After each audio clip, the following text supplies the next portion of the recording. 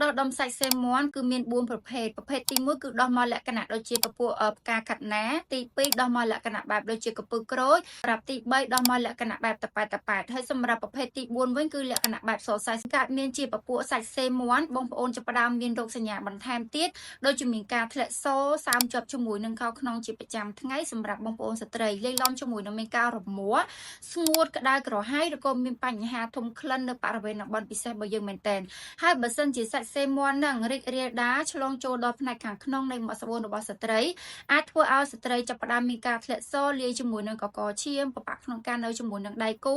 បន្ទាប់ពីយើងនៅជាមួយនឹងដៃគូហើយនឹងអាចមានការធ្លាក់ឈាមខុសប្រក្រតីជាដើមអញ្ចឹងសម្រាប់បងប្អូនស្ត្រីបើសិនជាមានរោគសញ្ញាដល់សាច់នៅប្រភេទធ្លាក់សរមាស់ធំក្លិនហើយសម្រាប់បងបរោះឃើញជាមានការដកដុំសាច់តូចចាស់ដោយការកាត់ណាឬក៏ដូចជាចែងថ្ងៃលេឡំជាមួយនឹងការហូរទឹករងៃតាមប្រភេទឧស្សាហ៍រមាស់បងប្អូនយើងកុំបណ្ដោយទុកព្រោះសម្រាប់បញ្ហាសេមាន់អាចឆ្លងទៅកាន់ដៃគូបានបើសិនជាយើងពជាពេលកាន់តែយូរដកដុំសាច់នឹងអាចរាយប៉ាយ